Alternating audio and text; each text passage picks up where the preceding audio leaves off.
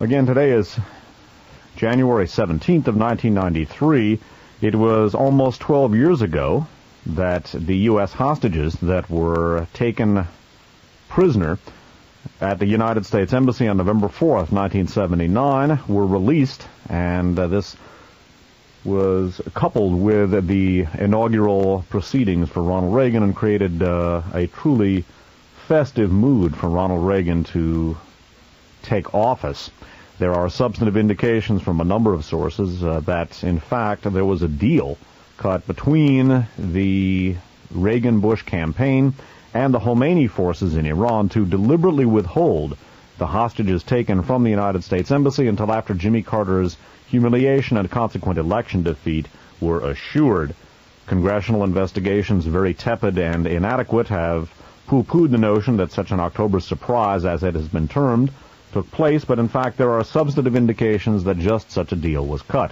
I would note that, as is the case with all investigations into the national security establishment and the intelligence community in particular, there has been plenty of disinformation generated about the October surprise. There also, as is the case with regard to investigations of the intelligence community and the national security establishment, there are areas that have yet to be properly investigated. There are areas where one cannot say whether or not the information is valid or invalid. There are areas where deliberate disinformation has been disseminated by the intelligence community, and there are also areas where misinformation or disinformation has been generated by sincere but misguided elements. This has been one of the problems when investigating the intelligence community. The intelligence community does not advertise its activities, and they don't wear badges. Nonetheless, official denials to the contrary notwithstanding, there are substantive indications that, in fact, the October surprise did occur. What I'm going to read now is a circular letter that was generated and disseminated by an Iranian researcher living in the United States, who in turn is affiliated with elements of the anti-Khomeini or anti-fundamentalist resistance. This gentleman's name is Farah Mansour, F-A-R-A-M-A-N-S-O-O-R. He's currently based in Southern California. I was hoping to interview him this evening, but I was unable to contact him in time. I have spoken with him both in person and on the phone a number of times. I've seen some of the documentation upon which his research is based, in addition to sources in Iran. And again, Farah Mansour is affiliated with elements of the Iranian resistance. Farah and his colleagues have drawn on information that they obtained from the United States archives as a result of Freedom of Information Act suits.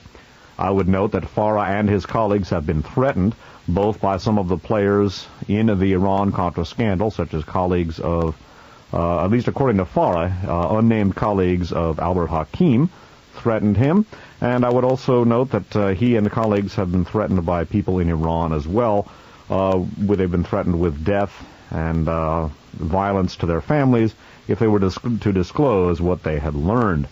Again, I want to emphasize that the information contained in the circular, some of it, a fair amount of it, dovetails with information that has long been available from one source or another. I've seen some of the documentation upon which some of it was based, and some of it is based on information that I cannot vouch for. So I want to reiterate that particular caveat with regard to this piece of research. And again, this is not to impugn Farah or his colleagues or their work, but simply from my standpoint, I cannot vouch for a fair amount of what's in here. This is not to impugn its integrity, but rather to suggest that, as I say so often, this is food for thought and grounds for further research. Some of the information has been on the public record for a long time. Some of it I know checks out. Some of it I cannot speak for, but I think it is thought-provoking and needs to be looked into by serious investigators. This particular circular was entitled by Farah and his colleagues, and once again I want to reiterate that I'm going to be interviewing Farah when the circumstances permit in the not-too-distant future. This particular circular was headlined or entitled by Farah, "Crucial Information about the 1979 Iranian Hostage Crisis Ignored by the Major News Media." And this 4-page circular reads as follows. By the way, I'm reading this by way of observing the Reagan and Bush administrations leaving power, and it has been roughly 12 years since the hostages came home. For 13 years, the truth behind the 1979 Iranian hostage crisis has been buried in a landfill of disinformation. However, new research has finally unveiled the enigma. Weaving itself through the, quote, chaos, unquote, was an historic covert operation engineered by the Agents for Bush covert team in an alliance with the Islamic fundamentalists. That, quote, drama, unquote, was purposed to consolidate Khomeini's power in Iran and put Bush in the White House. The contention by Farah and his colleagues is that the October surprise, the apparent deal cut between the Reagan and Bush campaign, was not only not the most important part, but was merely an outgrowth of a much broader U.S. policy involving active CIA support for the Islamic fundamentalist forces in Iran, and that this policy is ongoing, and that this policy has implications far beyond either the October surprise or the Iran-Contra scandal per se. And again, I'm reading this by way of observing the Reagan and Bush administration's termination, and by way of noting that the forces that they represent, and Reagan and Bush were merely tools of more powerful forces. These forces are very much with us. They are still in power, and any would-be Democrat with a small d in the White House or elsewhere will ultimately have to contend successfully with these very powerful forces if any of the political ideals that most of us believe in are to be successfully realized. It is the contention of Farah Mansour and his colleagues that in fact the U.S. support for the Islamic fundamentalists, of which the October surprise was an outgrowth, began in the mid-1970s when the CIA learned that the Shah of Iran, a U.S. protege, had contracted cancer, and that this ultimately obviously meant that he would be leaving power. It is the contention of Farah and his colleagues that in fact the alliance between the CIA and George Bush and the Islamic fundamentalists began in the 70s, and that when a hostile Carter administration came into power, this already established and ongoing alliance was utilized to destabilize the Carter administration as well as to continue an anti-Soviet government in Iran. The Shah, of course, was fiercely anti-Soviet, and as indicated by Farah, or as maintained by Farah and his colleagues, the CIA and George Bush actively allied themselves and supported the Islamic fundamentalist movement in order to continue to see to it that there would be a continuity of anti-communism on the part of Iran in the Middle East. Farah and colleagues go on to say, Iran has long been the keystone of U.S. strategic interests in the Middle East. The Shah was put there to maintain stability. However, in 1975, Richard Helms, I would interject at that time director of the CIA, 1975 Richard Helms was not director of the CIA, he was U.S. ambassador to Iran. William Colby was director of the CIA, however Helms was former CIA director. However, in 1975, Richard Helms learned that the Shah had cancer. Under George Bush, the CIA used this exclusive knowledge to quietly prepare for the Shah's departure. That last sentence again, because it's important as we watch George Bush leaving office. Under George Bush, the CIA used this exclusive knowledge to quietly prepare for the Shah's departure. Knowing nothing about this, President Carter instituted policies that split the intelligence community and alienated that faction of it fiercely loyal to George Bush. While Carter blindly pursued human rights, the Bush faction pursued its own private foreign policy to keep Iran intact and communist-free. To that end, it privately allied itself with the Islamic fundamentalists of Khomeini. That alliance promoted the Islamic Republic of Iran and engineered the hostage crisis. That so-called crisis was a political management tool used to consolidate Khomeini's control of Iran and pave the way for George Bush to gain the White House by destabilizing President Carter. 1. The Shah of Iran was diagnosed with cancer in 1974. 2. In 1975, former CIA director and U.S. Ambassador Richard Helms, a close personal friend of the Shah and an associate of George Bush, learned the secret of the Shah's cancer.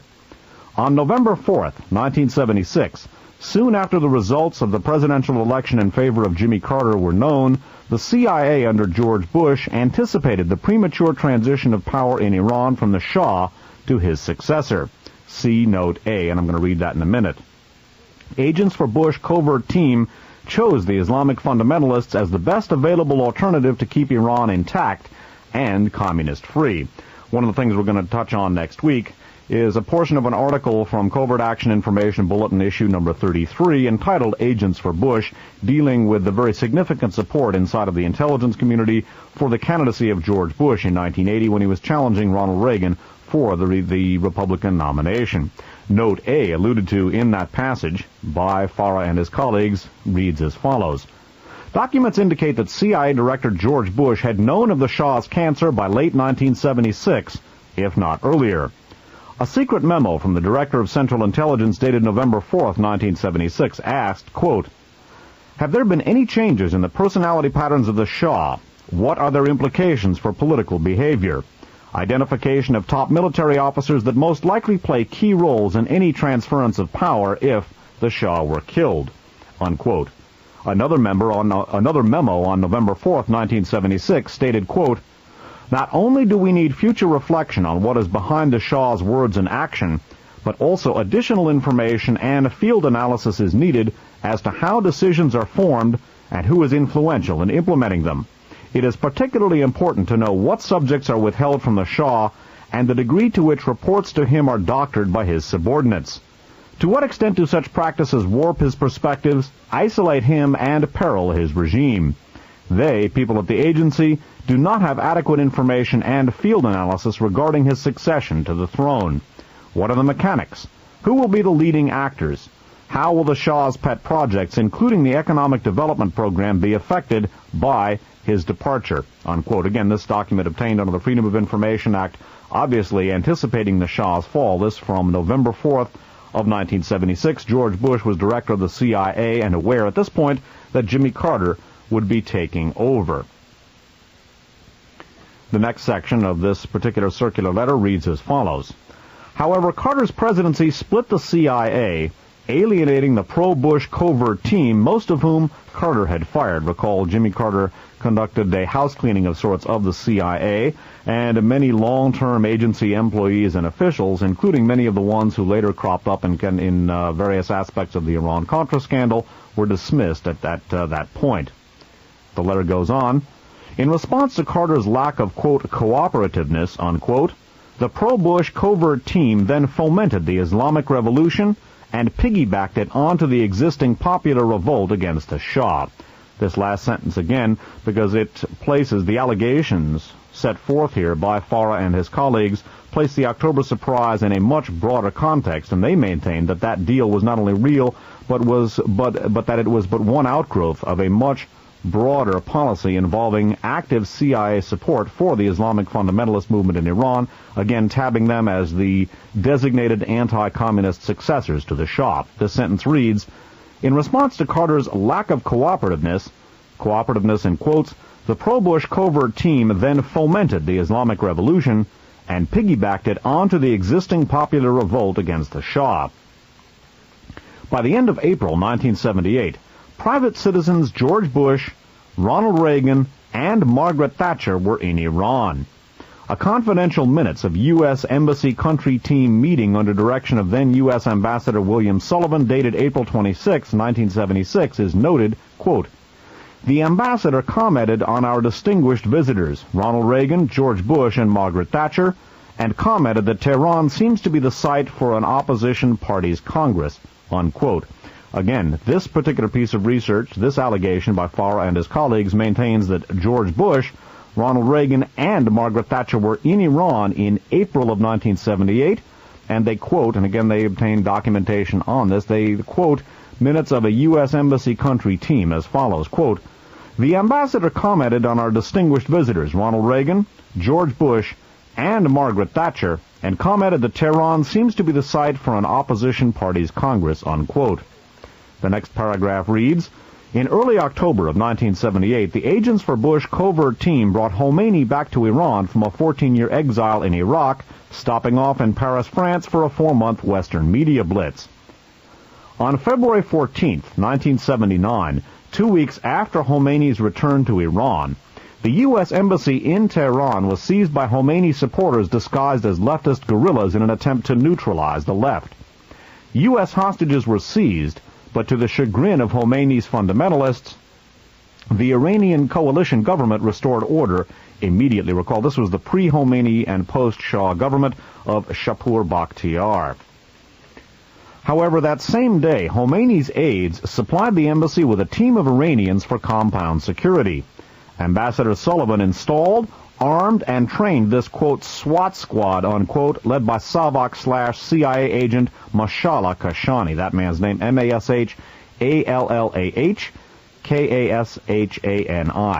This particular paragraph generated this information, this allegation by Farah and his colleagues maintains that in February of 79, 2 weeks after Khomeini was shipped back to Iran by the CIA and Bush-allied forces, there was an abortive takeover of the U.S. Embassy in Tehran. It was conducted by Khomeini supporters disguised as leftists, and although the coalition government in Iran restored order, Khomeini's aides supplied the embassy with a team of Iranians for compound security, and that they were led, and again this is a pro-Khomeini team, by a Savak CIA agent named Mashallah Kashani. Again, I want to emphasize that I cannot vouch for many of the allegations that are contained in this circular letter. Some of them, many of them, agree with information or dovetail with information generated from other sources for a long time. I've seen the documentation for some of this, but again, I want to offer the caveat that I cannot vouch for a good deal of what is said. This is in no way to cast aspersions on it, but rather to encourage responsible investigators to begin looking into this potentially devastating information. The next paragraph proceeds, or the next paragraph of this letter. Pro-Bush CIA official George K. visited Iran from August through October 31st, 1979, to provide intelligence briefings to Khomeini's aides. With all the Iranian officials who had restored order in the first embassy seizure eliminated, the stage was set for what happened next. And again, it's the contention of Farah and his colleagues in the resistance that the February 14th abortive seizure of the U.S. Embassy set the stage for the successful seizure in November of 79, and that people put into the embassy for security. Iranians were in fact working not only for the Khomeini forces, but for the CIA and Savak, the Savak Shah's brutal secret police. This paragraph goes on to say, see, quote, decoded, unquote, classified cable, see note B, disclosing the role of Warren Christopher in these events. And the second footnote to that paragraph, quote, also see the, quote, decoded, unquote, classified cable, see note C, indicating George Cave's, quote, mission, unquote. Again, the reason I'm going into this circular letter and the allegations contained in it is that the national security establishment and the forces that brought Reagan and Bush to power have not disappeared. The national security establishment is not a monolith. There are elements that support the activities described here, elements that are opposed to it. But with Warren Christopher being the Secretary of State designate, there are indications that, in fact, it would be business as usual at Foggy Bottom, as the State Department is known, and that at least according to the information presented here, Warren Christopher may have been complicit in the events surrounding October's surprise. Note A, provided in the circular letter, reads, documents indicate that CIA Director George Bush had known of the Shah's cancer by late 1976, if not earlier. A secret memo from the Director of Central Intelligence, dated November 4th, 1976, asked, quote, have there been any changes in the personality patterns of the Shah? What are their implications? Oh, that's note 8. I've already read that. Excuse me. On note B, on August 2nd, 1979, Henry Precht, P-R-E-C-H-T, director of the Iran desk at the State Department, sent a cable to the U.S. Embassy team Tehran, and the subject briefing: 1. Secret. Entire text. 2. Briefing officer Robert Clayton Ames, A-M-E-S, will arrive on Air Force 168 August 21st at 10 p.m. from Paris. He will have a courier letter in order to protect briefing materials in his possession. Ames passport number 135101, issued June 1st, 1978 in Washington. Please meet and assist. And the third subhead to this paragraph: if feasible, suggested you contact rehearsal of briefing with Ames before going to meeting with Iranians. Christopher. That, of course, refers to Secretary of State designate Christopher. So that's Bill Clinton's incoming Secretary of State.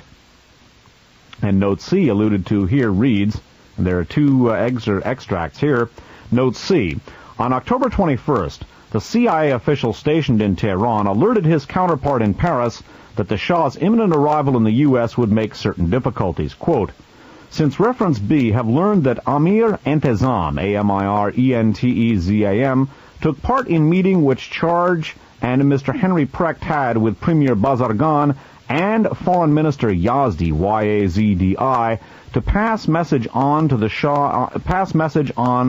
Shah's health and imminent arrival in the United States. Amir Entezam's reaction was that this development would make more difficult efforts of those who have been trying to improve relations with the United States. Since Amir Entezam, fully apprised of RN Shah outstays plans, it may not be necessary to advise him that Mr. Cave has important intelligence for him. Please advise whether HQs still want station to alert Entezam that Mr. Cave wants to meet him in Europe as possible. I suspect that's supposed to be as early as possible, 21st October, all secret, unquote. Note, Amir Entezam was Iran's deputy prime minister, later Iranian ambassador to Sweden. I would also note that in telephonic communication with Farah Mansour, Mansour maintains that this past week, the individual referred to, former Foreign Minister Yazdi, was in the United States for a conference at Columbia University on democracy and Islam. And the next section of Note C reads, a CIA cable dated October 31st, 1979 from Tehran to its headquarters reveals the sensitivity of George Cave's 11th hour, quote, mission, unquote, to Iran. Quote, proposed extension of George Cave's visit raises questions of his safety and of Amir Entezam's expressed concern about, quote, manipulation of the revolution. Knowing no more than we do here about it, his tours must defer to him and HQs, that's CIA HQs, for consideration of personal security implication of a series of operational contacts. Regarding possible political fallout, we think there are substantial risks involved and the chargé, Bruce Langan, advises that he is concerned. We assume that Cave's prolonged presence could not be concealed from the Iranians, those unaware of his secret mission on behalf of the, quote, alliance, unquote, and that no innocuous pretext such as tourism would be credible. At least some of his proposed contacts would therefore presumably have to be declared to, quote, Entezam and company Bazargan, unquote, the cable concluded. And the last section of Note C reads, quote, in order to permit evaluation of risks and benefits of these contacts, request CIA headquarters identify them for us and indicate which of them would be declared, unquote. And going on with the rest of the last paragraph of this particular circular letter, on November 4th, 1979, the U.S. Embassy was taken again. Leading the charge was none other than Ambassador Sullivan's, quote, trusty butcher, unquote, Mashallah Kashani, custodian of embassy security from February through August of 1979. And again, I want to reiterate that a fair amount of this information can be corroborated from other sources. Some of it's been on the public record for a long time. Some of it I dealt with in the miscellaneous, or not the miscellaneous, but in the 7-part and ongoing Radio Free America series dealing with the Iran-Contra scandal. I've seen some of the documentation obtained by foreign colleagues. Some of it I cannot verify independently, and that's not to cast aspersions on the information here, but rather to suggest that responsible researchers and journalists pursue it, because the implications of these allegations, should they pan out, are enormous. And again, the fundamentals of this circular letter being that was generated by Farah Mansour and colleagues in the anti-fundamentalist Iranian resistance is that the October surprise, as we have come to note it, the apparent deal between the Reagan-Bush campaign and the Khomeini forces in Iran was not only real, but that it, in and of itself, it was a relatively minor outgrowth of a broader policy of CIA support for the Islamic fundamentalist forces in Iran to ensure that an anti-communist or at least anti-communist and not in reality anti-U.S. faction would come to power there. For all of the anti-American rhetoric generated by the fundamentalist forces in Iran, in fact, as the Iran-Contra scandal later disclosed, the Reagan and Bush administrations were in bed with those very forces. And again, I want to remind members of the listening audience that in weeks to come I hope to interview Farah Mansour and gain more insight into the allegations in this letter that's circulated by he and his colleagues. That concludes the prepared portion of this broadcast. Tonight's broadcast will be going into the archives as not only another installment begun last week of Radio Free America program number 38, The Terror Connection Part 3, Realizing the Fourth Reich, but many of the sections of tonight's broadcast will also go into the archives as addenda to other archive programs. By the way, people who are interested in getting a hold of some of the documentation for some of the lines of argument I present here, contact Archives on Audio, and you may want to get a hold of the catalog, too, which lists all of the archive shows, cross-references the programs with other broadcasts containing similar or related material, and gives a synoptic account of each one of the archive shows. Several weeks ago, in fact 2 weeks ago, on this station, I rebroadcast Radio Free America program number 32. Radio Free America program 32 was the fourth Radio Free America series in a 7-part, actually 8-part and ongoing series dealing with the Iran-Contra scandal. I entitled that particular broadcast, The Terror Connection Part 3, Staging the Fourth Reich. We are going to talk about the Terror Connection, actually the Terror Connection Part 4, I should call RFA 38, Staging or Realizing the Fourth Reich. This will be the 8th archive show dealing with the Iran-Contra scandal, but in reality, we will be dealing with far more than the Iran-Contra scandal per se, just as we will be dealing with far more than just terrorism per se.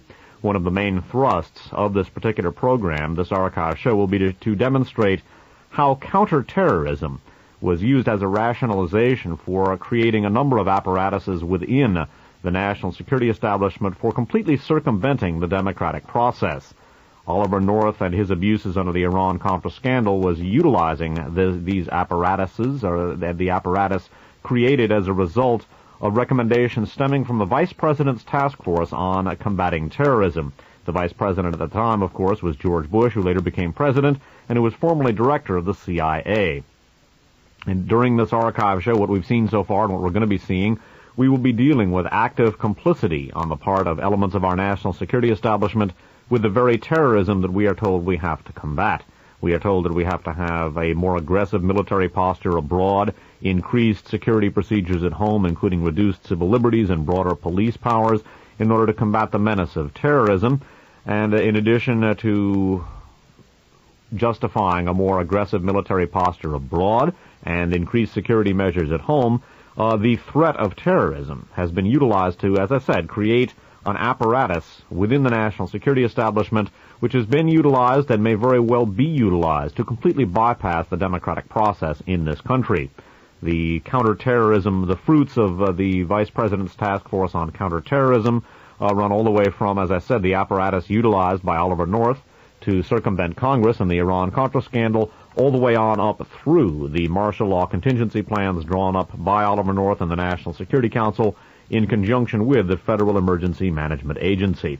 And we will ultimately be looking at counterterrorism as the seed concept for the elimination or the potential elimination of democracy in this country. Certainly democracy has been badly compromised.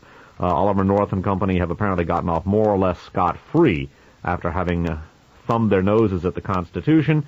And unfortunately, that thumbing of the nose at the Constitution is something which has grown directly, well, it's been going on for a while, but it has been formalized and sanctioned as a result, as I said, of things growing out of the Vice President's task force on counterterrorism. We will be looking at counterterrorism, how it has evolved over the years, and specifically how it has been used to subvert American democracy and how it may be used to eliminate, may very well be used to eliminate American democracy in the not-too-distant future. We will range far from the subject of terrorism per se during the course of this discussion, but it should be remembered that terrorism has been the rationalization for the setting up of this apparatus. In Radio Free America program number 32, done in September of 1987, we discussed numerous connections between elements of our national security establishment and some of the very terrorists that we are told we are opposed to. In fact, as events have demonstrated, we have actively collaborated, or elements of our national security establishment have actively collaborated with these very terrorists. It should be noted in this context that our national security establishment is not a monolith.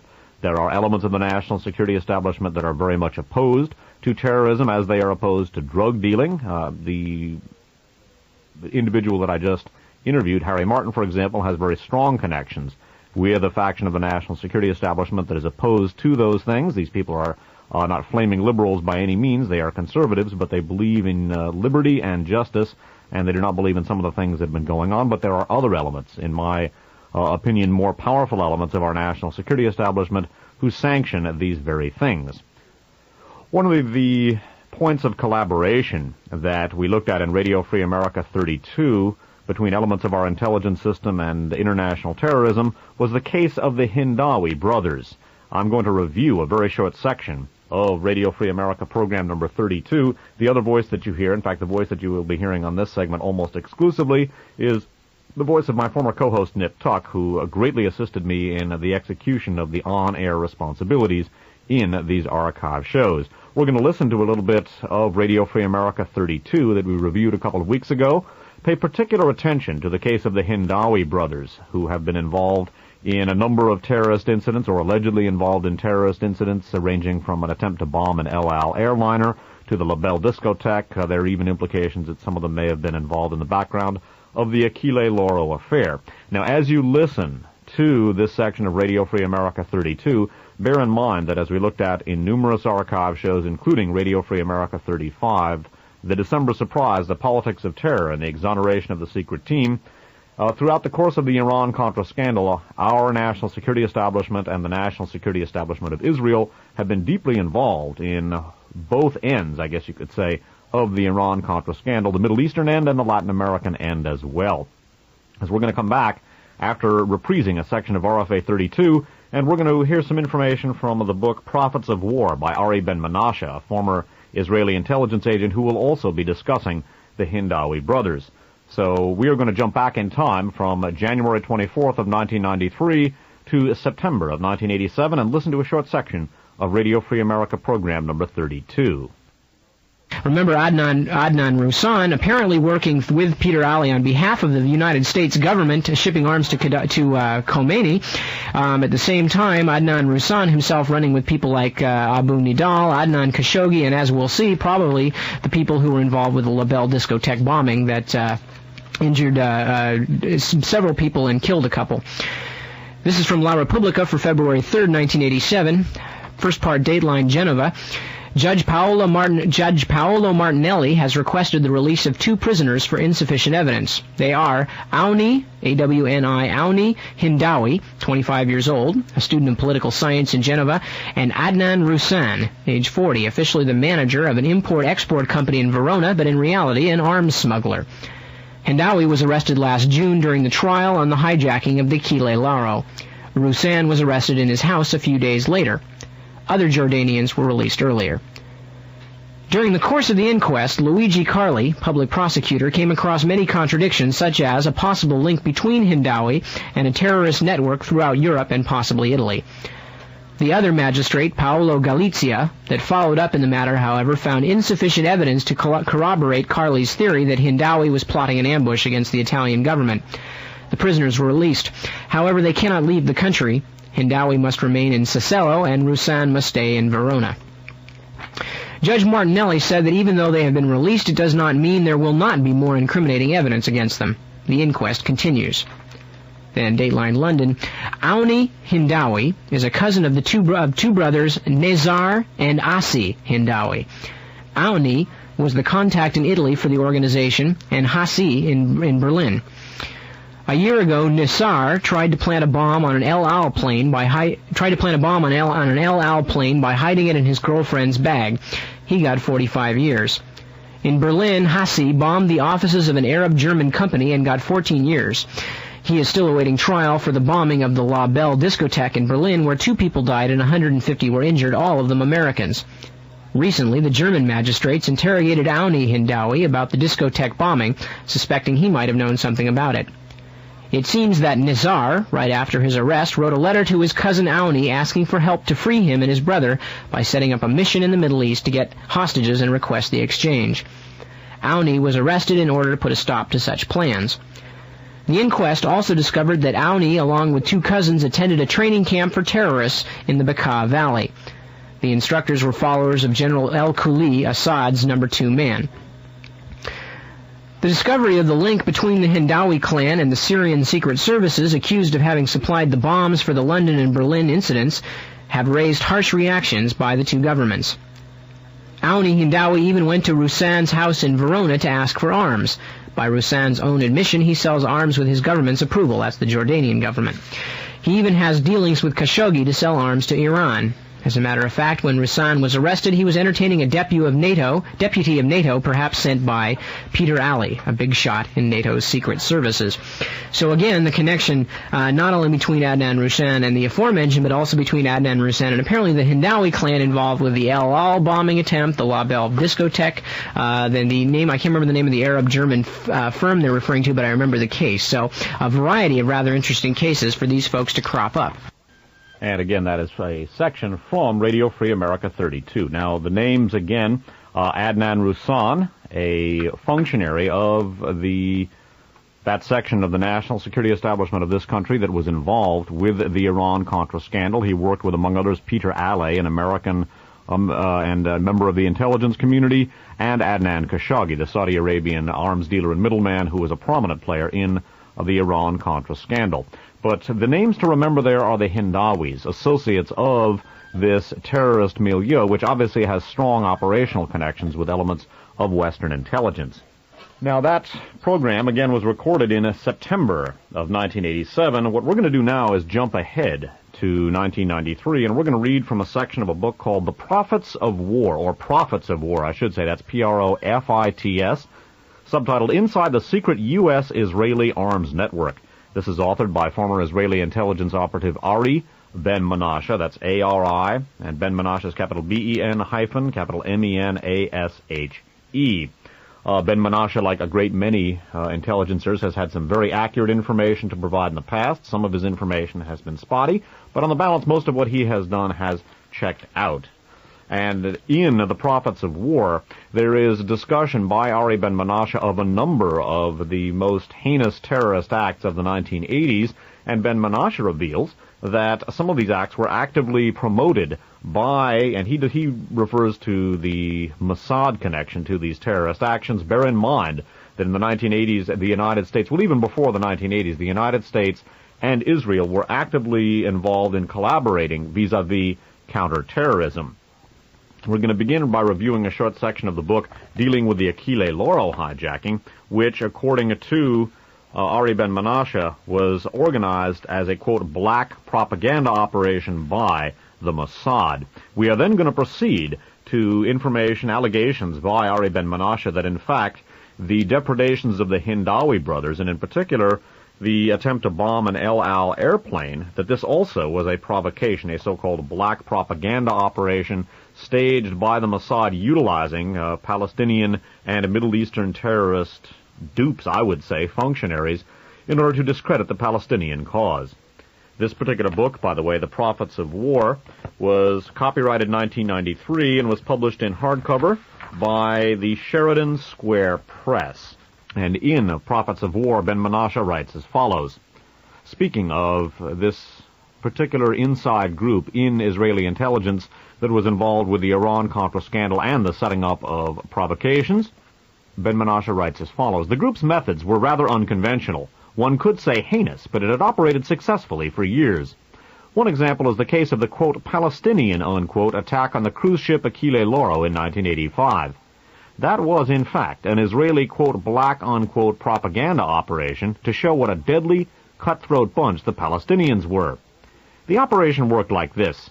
Etan passed instructions to Radi, that is a Syrian functionary of this Israeli group.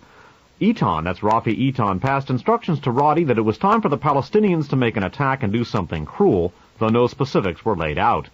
Radi passed orders on to Abul Abbas, who, to follow such orders, was receiving millions from Israeli intelligence officers posing as Sicilian dons. Abbas then gathered a team to attack the cruise ship. The team was told to make it bad, to show the world what lay in store for other unsuspecting citizens if Palestinian demands were not met. As the world knows, the group picked on an elderly Jewish-American man in a wheelchair, killed him, and threw his body overboard. They made their point. But for Israel, it was the best kind of anti-Palestinian propaganda. And I would add that Oliver North also gained points for his alleged role in interdicting the hijackers after they finished with the Achille Lauro. Recall that one of his associates, Oliver North's associates in the Iran-Contra scandal, Manzur al-Qassar, a major focus of the research on these broadcasts, was involved not only with providing the arms to the Achille Lauro hijackers, but helping them escape afterward. this same black propaganda operation of Israeli intelligence, and as we saw in our coverage of the Iran-Contra scandal, they were working directly with U.S. intelligence. This same group, according to Ari Ben Menashe at least, was also involved with the Hindawi brothers, and that would tend to confirm the information presented in Radio Free America 32 in September of 1987. By the way, research credit on the article that you heard Nip Tuck reading belongs to Dave White, our pan-European researcher and translator. Returning now to the allegations of Ari Ben Menashe and the Prophets of War concerning the Hindawi brothers and their connections to the Mossad, we find in 1986, Roddy was involved in another slush fund black operation. The by the way, the slush fund is a slush fund set up as a result of the U.S. arms and Israeli arms transfers to Iran. Beginning again, in 1986, Roddy was involved in another slush fund black operation, the well-documented attempt to blow up an El Al plane, or at least what was publicly perceived to be an attempt. In fact, it was a cold, calculated plan conceived by Rafi Eitan to discredit the Syrians. And by the way, Rafi Eitan is R-A-F-I, capital E-I-T-A-N. Continuing, at a secret meeting in Paris, Eitan told Roddy that he wanted to implicate the Syrian embassy in London in terrorism and have all the Syrian diplomats thrown out of England. Roddy had a 35-year-old cousin, Nezar Hindawi, Nezar-Hindawi, living in London, who had two things going for him. He was friendly with the Syrian Air Force intelligence attaché in London, and he had a problem with an Irish girlfriend who told him she was pregnant. Roddy went to his cousin and offered him $50,000. At the time, he told Hindawi that he wanted to do some work on behalf of Palestine that would also rid him of his troublesome girlfriend. Quote, "This money I'm offering you," unquote, Roddy told Hindawi, again quoting, "is from our Syrian brothers on behalf of the Palestinians. We want to blow up a Zionist plane. All you have to do is to make sure the girl gets onto an El Al plane with explosives in her bag," unquote. Roddy arranged for his cousin to meet the Syrian intelligence officer, and Hindawi later came away with the clear impression that what he was doing was for the Arab cause. In accordance with his briefing, Hindawi told his 32-year-old girlfriend, Anne-Marie Murphy, a chambermaid at the Hilton Hotel on Park Lane, that he loved her and wanted to marry her. He was eager to introduce her, his future bride, to his old Palestinian parents who lived in an Arab village in Israel. He told her to go and visit them and receive their blessing. Then, when she arrived back in England, they would get married. Overjoyed, she agreed to go, not realizing that the address he gave her in Israel was bogus. As far as Hindawi knew, the woman was going to be sacrificed. All he had to do was tell her that he wanted her to take a bag of gifts to his parents. But because he didn't want to risk her being stopped for having too much carry-on luggage, he would arrange for a, quote, friend, unquote, who worked at the airport to pass her the bag when she entered the El Al departure lounge. She would pass through the regular Heathrow security checks and then be given the package containing the bomb. Hindawi had been told that a Palestinian cleaner would pass the deadly package to Anne-Marie. In mid-April of 1986, he kissed her goodbye and watched her walk through passport control to what he expected would be her death, along with that of all the other 400-plus passengers on board the El Al jumbo jet. In the El Al departure lounge, an Israeli security man dressed in casual clothes, the, quote, Palestinian cleaner, unquote, passed the girl the parcel. She took it. But within seconds, she was asked to submit to a search. The security people who were in on Rafi Eitan's plan could not afford any accidents. When the bag was opened, plastic explosives were found in a false bottom. Anne-Marie was rushed off to be interrogated by British security. Sobbing, she told the story of the rat of a boyfriend.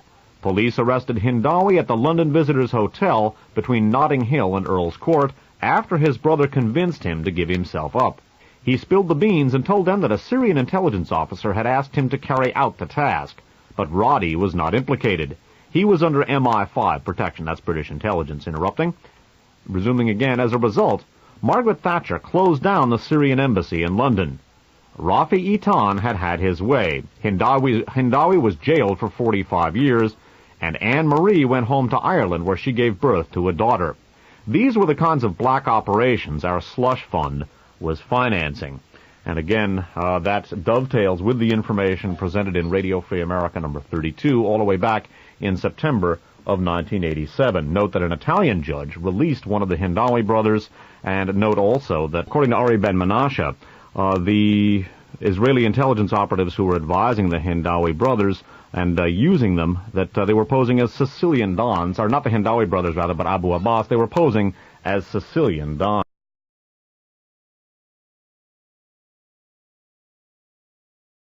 Some of the players in the Iran-Contra scandal, such as colleagues of, at least according to Farah, unnamed colleagues of Albert Hakim, threatened him. And I would also note that he and colleagues have been threatened by people in Iran as well. They've been threatened with death and violence to their families if they were to disclose what they had learned. Again, I want to emphasize that the information contained in the circular, some of it, a fair amount of it, dovetails with information that has long been available from one source or another. I've seen some of the documentation upon which some of it was based, and some of it is based on information that I cannot vouch for. So I want to reiterate that particular caveat with regard to this piece of research. And again, this is not to impugn Farah or his colleagues or their work, but simply from my standpoint, I cannot vouch for a fair amount of what's in here. This is not to impugn its integrity, but rather to suggest that, as I say so often, this is food for thought. Contrary notwithstanding, there are substantive indications that, in fact, the October surprise did occur. What I'm going to read now is a circular letter that was generated and disseminated by an Iranian researcher living in the United States, who in turn is affiliated with elements of the anti-Khomeini or anti-fundamentalist resistance. This gentleman's name is Farah Mansour, F-A-R-A-M-A-N-S-O-O-R. He's currently based in Southern California. I was hoping to interview him this evening, but I was unable to contact him in time. I have spoken with him both in person and on the phone a number of times. I've seen some of the documentation upon which his research is based, in addition to sources in Iran. And again, Farah Mansour is affiliated with elements of the Iranian resistance. Farah and his colleagues have drawn on information that they obtained from the United States archives as a result of Freedom of Information Act suits. I would note that Farah and his colleagues have been threatened both by... Again, today is January 17th of 1993. It was almost 12 years ago that the U.S. hostages that were taken prisoner at the United States Embassy on November 4th, 1979, were released, and this was coupled with the inaugural proceedings for Ronald Reagan and created a truly festive mood for Ronald Reagan to take office. There are substantive indications from a number of sources that, in fact, there was a deal cut between the Reagan-Bush campaign and the Khomeini forces in Iran to deliberately withhold the hostages taken from the United States Embassy until after Jimmy Carter's humiliation and consequent election defeat were assured. Congressional investigations, very tepid and inadequate, have pooh-poohed the notion that such an October surprise, as it has been termed, took place, but in fact there are substantive indications that just such a deal was cut. I would note that, as is the case with all investigations into the national security establishment and the intelligence community in particular, there has been plenty of disinformation generated about the October surprise. There also, as is the case with regard to investigations of the intelligence community and the national security establishment, there are areas that have yet to be properly investigated. There are areas where one cannot say whether or not the information is valid or invalid. There are areas where deliberate disinformation has been disseminated by the intelligence community, and there are also areas where misinformation or disinformation has been generated by sincere but misguided elements. This has been one of the problems when investigating the intelligence community. The intelligence community does not advertise its activities, and they don't wear badges. Nonetheless, official denials to the cop and grounds for further research. Some of the information has been on the public record for a long time. Some of it I know checks out. Some of it I cannot speak for, but I think it is thought-provoking and needs to be looked into by serious investigators. This particular circular was entitled "By Farah and His Colleagues," and once again I want to reiterate that I'm going to be interviewing Farah when the circumstances permit in the not-too-distant future. This particular circular was headlined or entitled "By Farah, Crucial Information About the 1979 Iranian Hostage Crisis Ignored by the Major News Media." And this 4-page circular reads as follows. By the way, I'm reading this by way of observing the Reagan and Bush administrations leaving power, and it has been roughly 12 years since the hostages came home. For 13 years, the truth behind the 1979 Iranian hostage crisis has been buried in a landfill of disinformation.